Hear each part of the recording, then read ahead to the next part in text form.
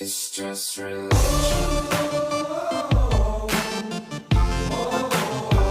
It's just religion.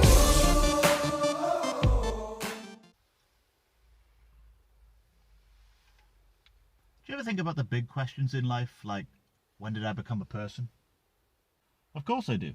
I'm just a fictional character designed to portray a stereotype point of view, same as you are.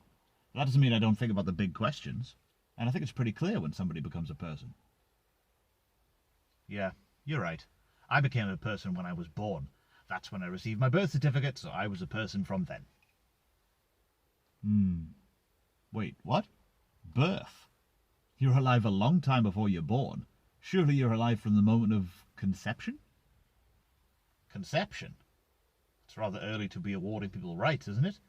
A fetus in the womb isn't able to survive without its mother's body, and therefore, until it can survive on its own, it can't be said to be a person.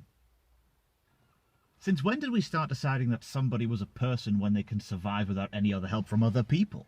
By that definition, a baby 6 months after birth wouldn't be a person. Come to think of it, I know quite a few teenagers who would struggle to be considered as persons if that's the case.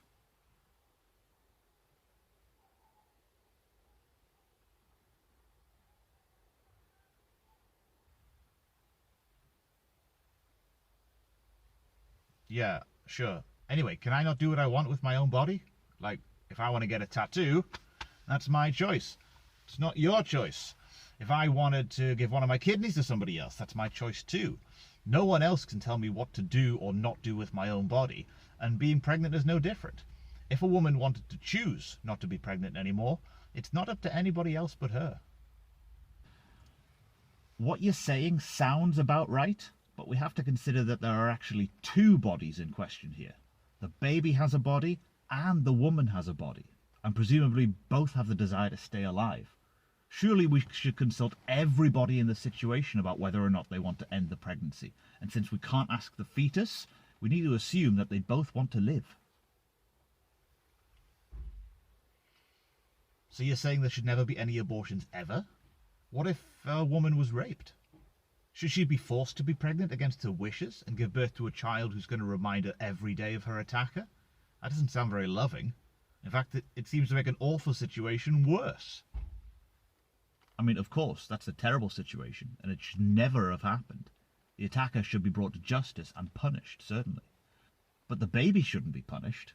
The baby didn't choose the situation any more than the mother did. Why should a life be taken as a punishment for somebody else's wrongdoing? Are you against abortions even if doing so would save the mother's life? What makes one life more important than another? Now, I believe that life is a miracle, that all life is sacred. And I agree with the prophet Jeremiah, who said that God knew us in the womb and formed us there. Taking a life, especially an innocent life who's done no wrong, just cannot be right. Now, here's where we agree. I also believe that life is a miracle. It's truly remarkable. I reckon that sometimes the most loving thing might be to preserve the mother's life and health, her quality of life. And so an abortion might be the option that follows St. Paul's instructions in Colossians 3 to be compassionate and kind. Seems like this needs some serious consideration. By the way, are you driving or am I? I can't drive. I'll meet you there. Wow, wonder if that works for me. Turns out it does.